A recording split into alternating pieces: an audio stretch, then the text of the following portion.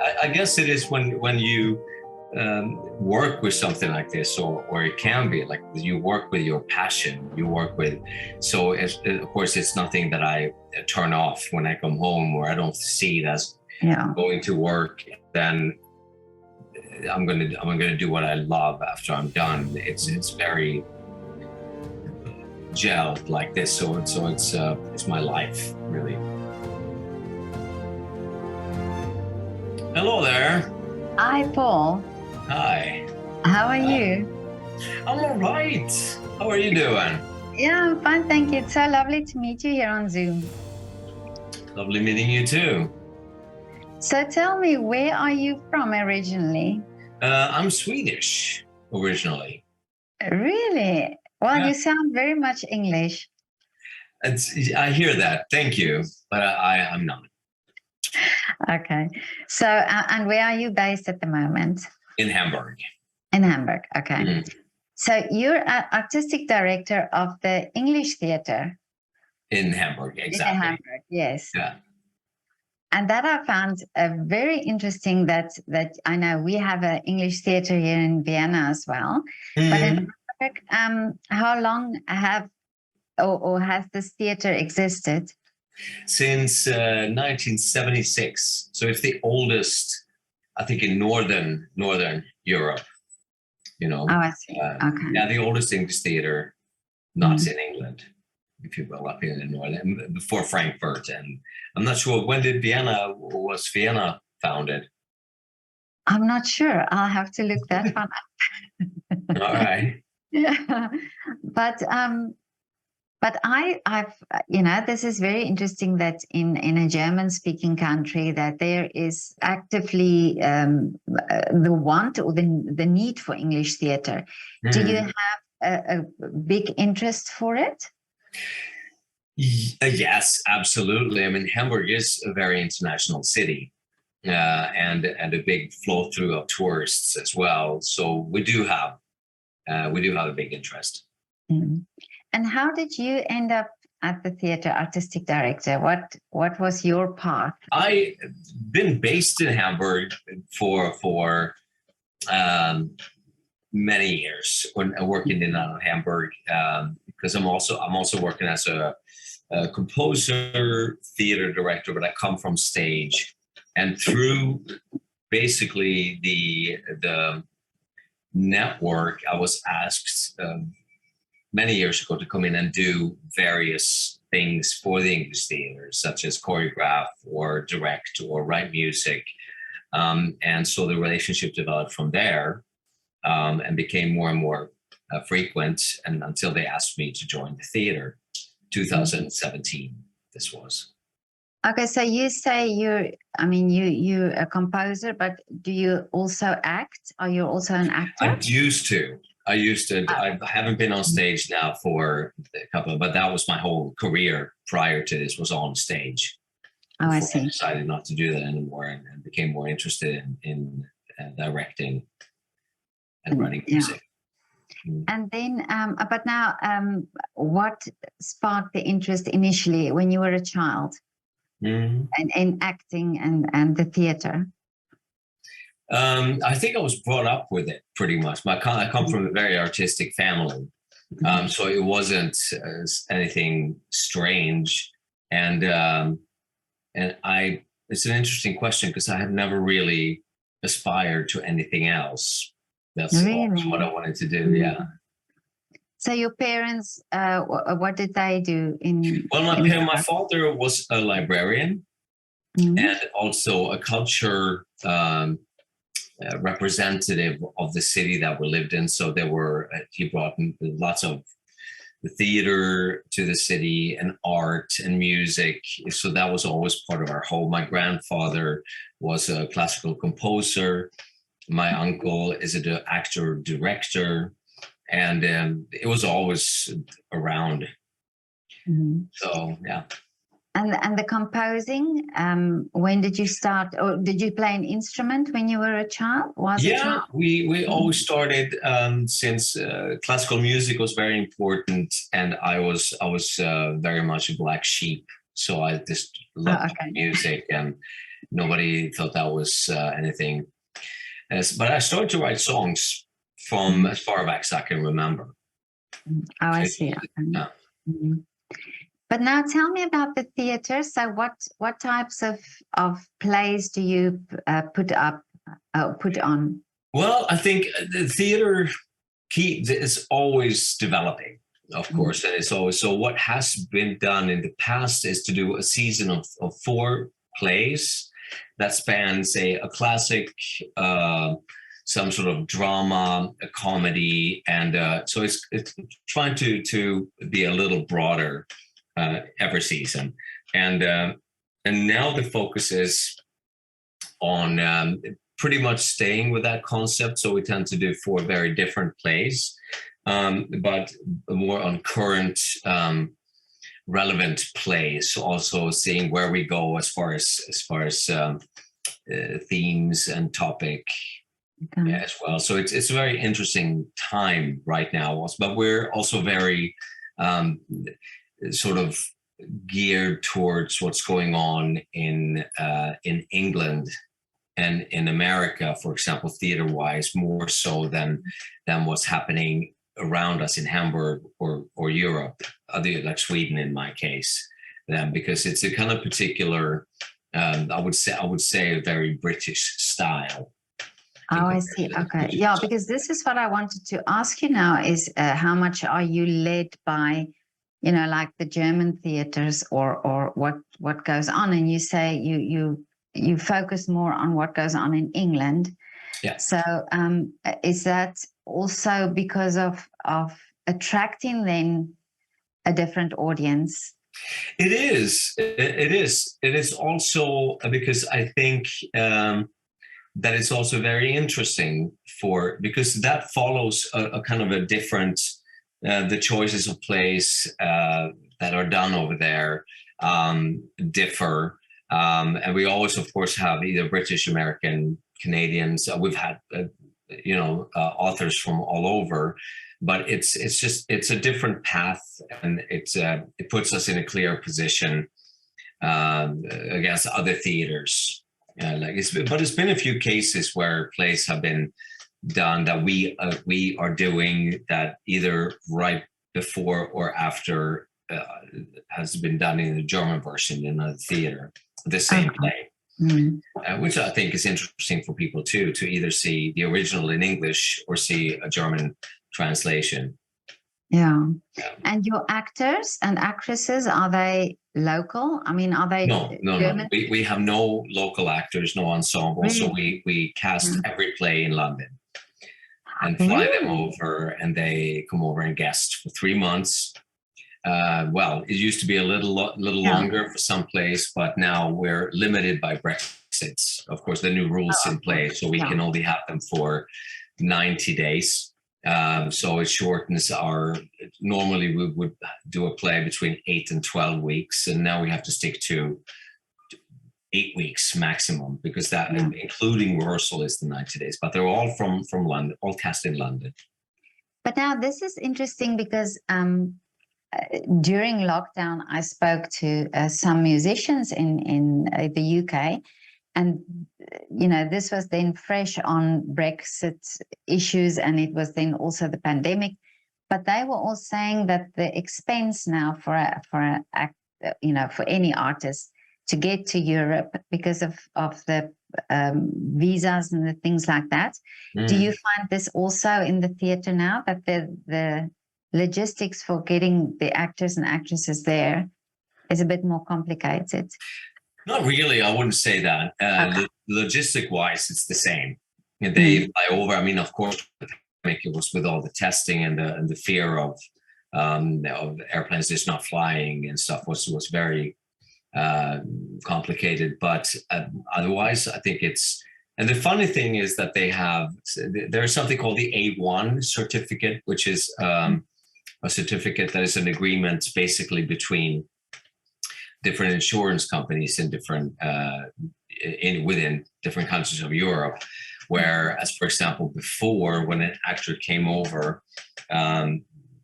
this has nothing to do with Brexit per se, but if you went to work in a different country, but you were paying your taxes, so to speak, in your home country, then the country that you were guesting in wouldn't deduct social fees and stuff like that if you were paying that back home. Otherwise, people were kind of feed doubly. And so this A1 certificate allows for us to bring them over, but not deduct certain additional costs that you would deduct someone like a German person working in our theater.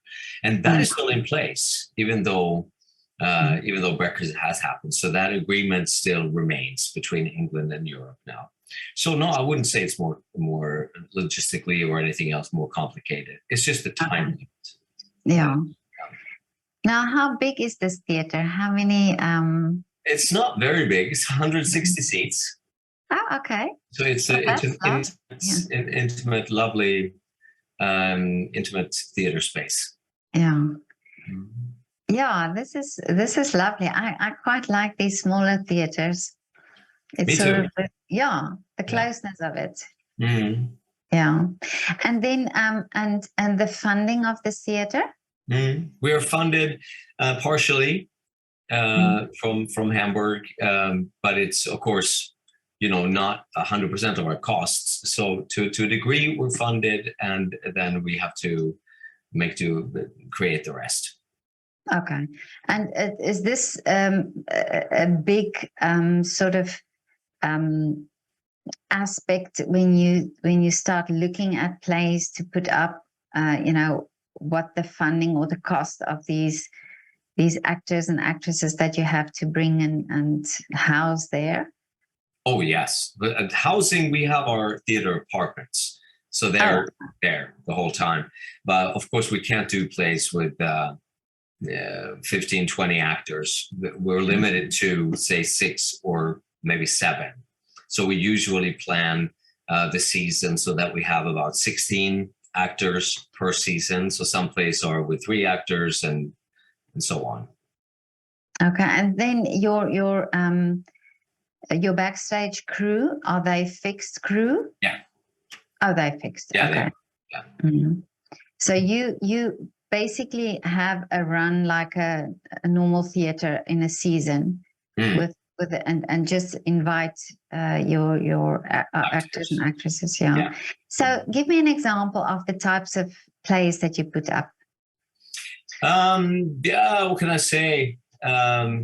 Everything from Dorian Gray that I did too, that was very popular 2 or 3 seasons ago, and then we've done Apologia by Alexei K. Campbell that came out in London. And then now this season we're doing The Pride, which was his breakthrough play as well. And I've even brought things like Woman in Black, for example, because of its long success in London. I thought that would be fun. But then, of course, it varies. We've done The Moonlight and Magnolias as a comedy, for example, or this season we're doing something called Romance in D is the next one. It's about a Jewish and a Christian girl. And then at the end of the season, we're doing The Who and the What, about a Muslim girl writing about her idea about why or why not, how this veil clause is interpreted. So it's not like politically challenging material, but it raises questions and some place, of course, like we're doing right now. I'm doing Great Expectations. We're in the middle of rehearsal right now, which I also think is an absolutely wonderful book and the classic literature. And so it varies. Now, you said in the beginning that it's an international city and a lot of tourists and so on. But do you attract a lot of German-speaking audience members? You do. Yeah, we do. We do have. I would say 80% of our audience is German. Speak very good English. Really? But, yeah, it's as much as 80%. As much as 80%. Wow. But we're also right now in change. There's so many new, which we of course see when they book a ticket, have they been here before? And now more and more people have not. we have our steady subscribers and a very good core audience. But yeah, I would say up to 80% or expats married to a German that will come, both of them, but something like that. And you said now that you can see the change. Do you think it's because of the pandemic? You know, that this time period where there were no theaters open, that there's now a new surge in theater goers? Not really. I think it more has to do just with us really developing our communication of the past couple of years, having a whole different presence, social media wise, and where we go out with our, and it's a whole change in that's who we reach. And we've made a huge effort when it comes to that, and I think that's what we see, that people see us that normally probably wouldn't. But now, and Germany, I mean, music is huge, and opera and so on. But what is theater like in Germany? I mean, overall, it's very very big. I mean, it's very popular, and it's been part of the art world like this. It's very popular, the theater, absolutely. And in education, for example, is there a lot, for children, say, introducing, and especially now with the English theater, is there some sort of outreach or something where you also get the schools involved, or education programs? Well, yeah, it's we always, for example, we write teaching material for the plays, so that if a teacher wants to bring a class, they have solid teaching material about a particular play, with the questionnaire and everything for their students, and it's a huge interest from schools. So we have a steady. We do 1 to 2 matinees every week, and we have a lot of schools. But that sort of goes up and down a bit. With I think 2 years ago they changed the rules for teachers, that they were not supporting theater. Something we could tell that there was a big change. So we spoke to some teachers, and it had been a change in that, but that's kind of reversed now. So it's in no way our core audience, but we do have interest, and of course it depends on the play that we do. Some plays, more interest from schools than others. Yeah. But now tell me about your music. About my music? Yeah. Okay. Well, I mean, it's I've been writing music all my life, and I was and it's something that has been run parallel to my career as a actor, singer, dancer, and then I've been doing it more and more. And I just recently premiered a musical about 3 weeks ago up in Sweden, for example. And so this is something, and I write music for the theater as well, for plays and things like that. So it's something, it's my second standing leg. Okay, well, wait a minute. You wrote a musical. Yeah. You just threw that in, but this is amazing. Yeah, I mean, musical. Yeah, for me, it's something I've been doing for so long. So it hasn't been. So I have my office and the theater, but I also have my recording studio, and write for different or commissioned for different work, or write my own pieces, and it can be for artists, and even to some degree for commercial aspects and stuff like that. So I'm pretty broad. It's not specifically only a specific kind of music. It's pretty. I enjoy.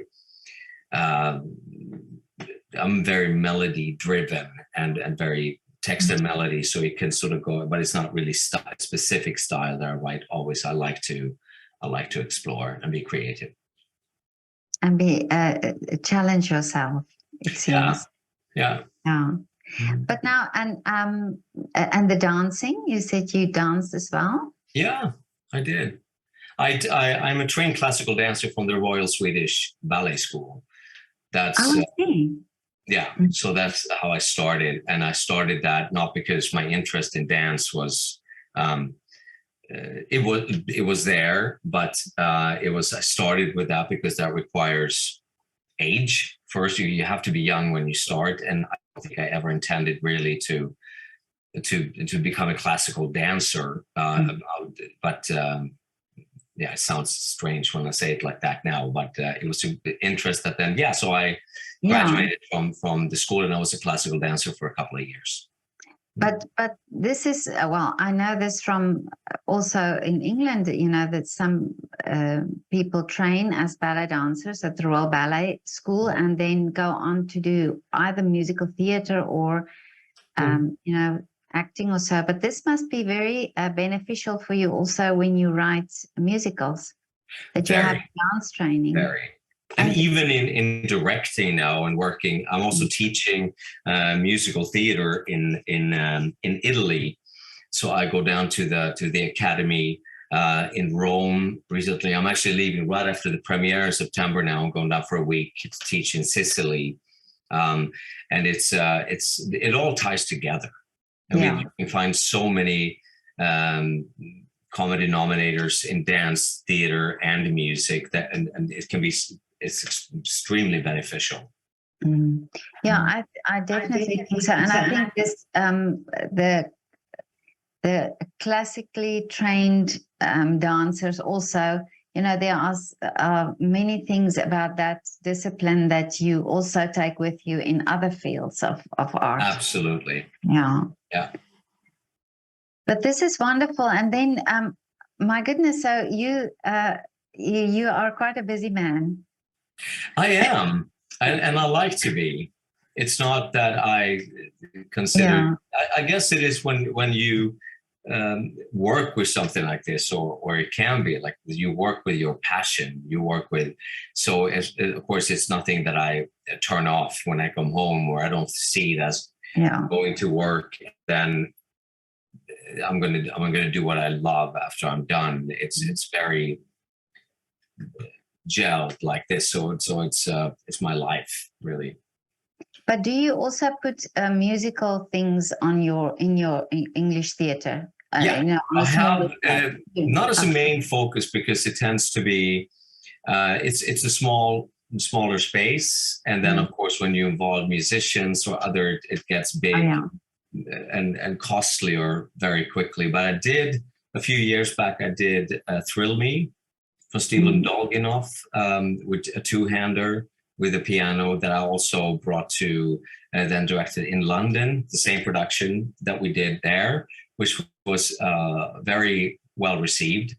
And then I did a musical maybe 3 years ago, I Love You, You're Perfect Now, Change, which is a comedy that was the second longest running off-Broadway musical. A really fun piece. So every now and then I would do a musical here as well. Oh, I see. Okay. Are there in every big city in Germany English theater, or is it? No, only Frankfurt, Hamburg, and Berlin has on and off a theater. Okay. I'm not I'm in contact with Frankfurt from time to time, but not so much Berlin. But that is something that I really would like to. I'm trying to build bridges. I'm in contact with an English theater in Copenhagen and also in Stockholm. I did a production, I was going to say outside the English theater, of a play in Malmö, which I also brought here. So that was south of Sweden. So I'm trying to look into start collaborations with other theaters as well. But so what do you see the future for your theater there? I think that we will. I think it's a bright future. I think that people more and more realize, because there are so many companies that come to Hamburg, so many businesses that come to Hamburg, international businesses, and Germany being also a country where that synchronizes everything on television. And so what do you do if you come to Hamburg and you're here for a couple of months and you don't speak German. There's really, and so I'm thinking the English theater, it's pretty much your only option if you want entertainment. And there's like one movie theater in town that shows one movies in the original language. And so there's definitely a need for it and a place for it. And I do think that people, or a lot of audience members that we get, react to the different style of theater they see with us, as opposed to well, your regular German theater, which tends to be very similar to what I grew up with in Sweden. It's a different style, if you will, of acting and directing. In England would rhyme a lot more with what we do. So, and people tend to realize that and sometimes prefer it. Yeah, and I think also there are wonderful theater pieces in English, and that it gets lost in translation when you start, putting it in German. So that's wonderful if you can have it in its original language, and also does this give also opportunity for, say, for English speaking actors or in Germany, but you say you mostly get from London, but are you also open to other parts of the world for English speaking people to bring their shows and things to your theater? Yeah, I do. I started last summer to do a summer festival in Hamburg, where we had 6 weeks and we invited guests with different performances to come over, and that is something that I would really like to keep doing. That we have a set couple of weeks in the summer where we bring in guest productions from all over. Yeah. Internationally, from all over, you say? Yeah, English speaking theater. So that is. And we had from Vienna actually an improvisation group that came over to do. We had also one from England, and people, pretty much all over. Yeah. Well, that's wonderful, because it gives this opportunity. I think it opens up a little bit the world, when artists come together like that. I think this is wonderful. Yeah, and we had that little experience during lockdown and that part of the pandemic. I mean, it's still going on, but where we wanted to do initiatives online as well and stream performances and things, and that is something that we are still developing and looking into doing in different ways. Because when we did that, we had audiences from Australia, we had audiences in South America, not any huge crowds, but we realized that there were interest for our theater from places that we had no idea. And that's why I think that not that we will invest too much in, but I do think that it's a really interesting ability today with online, like we're talking like this, to still develop that and see what we could do. Yeah, you know what, and this is what I also heard during lockdown. I did a series of interviews during lockdown, and some of the ballet dancers said this to me, that they could now reach audiences that some people have never seen a full-length ballet, and they could actually reach those people. So I think we should definitely. It would never replace live theater, but it should still be that possibility, because I think this giving people a chance, or giving people the exposure in parts of the world where they otherwise would never have seen it. Yeah, for sure. So, I think that there are lots of opportunities and formats and things to develop, also an interactive sense. There are many things to be done. We're unfortunately a very small team, so even if we have high ambitions, and you mentioned before about doing some sort of youth collaboration, if you will, not just maybe a play for younger people or children, but actually having some sort of educational program. That is something that I would love to do as well, but we are limited as far as our staff goes. So how much can we actually take on? Yeah. But online is included in that to see what can we do that Yeah. bring us forward and closer to an audience. I think this is, I think the pandemic, the tragedy of it, you know, it's we acknowledge that, but also I think this suddenly where theater started thinking, hey, but we can, you know, we can do this, or we can try to figure out how to do this. I think this is a wonderful thing that, and also I think we've realized that there are so many places in the world where there are no theaters. And where this type of thing would be very much appreciated. Yeah. No, I agree. But now, Paul, tell me, so, and for you as a person, what are your wishes for the future? My wishes for the future is that the audience comes back, that people are not afraid of COVID anymore, and because that is something that we still feel. Soon as anything comes on the news where they mention that, you know, there are more people being sick, right? That, you know, and anything like that we can tell, either people will call up and give back their tickets or want to move the date, or so I'm hoping that to get the audiences back and for the interest to keep rising for our theater, also because us being so small only allows for us to, we're very well established, but still to be able to reach out more and to a bigger part of the culture scene in Hamburg. We're just working on it constantly. Yeah. But I wish you all the best for that. And I think this is, you know, I love these small theaters. I think really it's very intimate, and I love that you are close to the actors, you know, that you can experience the emotion and things like that. So I think it's wonderful that it's possible that you can do that. But I just have one last question for you. Can you do a shout out for your favorite coffee shop or restaurant in the area?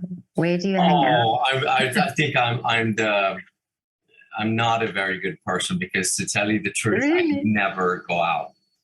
Really? And that is a consequence of either in my studio or I'm in the theater. And I recently had somebody ask me that came to visit Hamburg and said, "Oh, where should we go?" And I just realized that basically the place that I had visited last time 20 years ago, and it wasn't there anymore. But one place in Hamburg that I think is absolutely wonderful that I do visit sometimes is called the Gondola, and it's and it's a little restaurant / boat club that sits on. Hamburg has so many rivers, I was going to say, so it has more bridges than Venice.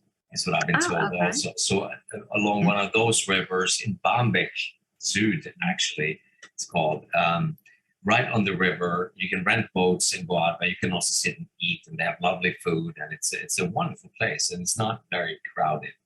So the Gondola, I think it's called. Okay, I'll do the shout out for them. Yeah, but somebody yesterday gave a shout out for the airport canteen. So do you have a place? No, at the air, he's a pilot, and he gave the shout out to the canteen of the airport because he said he never goes out. So do you have a canteen in your theater? No, well, we do and we don't. We literally now expanded our foyer with a new room, and people. So we are now starting also to do the special British goods, which we always had, but unfortunately the person that we were working with went out of business during COVID, and now we found somebody else who does British pies, which we will have. Yeah. And they do it especially for us. So if you come to us, you will have different British goods, snacks and stuff, but also pies and sausage rolls and stuff like that, very classical. And we do scone. And we call it Wow. theater and tea, so tea time theater. Yeah. And on Sundays, sometimes where you can, so you get fresh scones and tea in the break and stuff like that. So, yeah, definitely. That's amazing. I lived in the UK for 14 years, so I know sausage rolls are quite always Yeah. the deal breaker. Yeah. So where are you situated? In Vienna. In Vienna. So are you ever in Hamburg?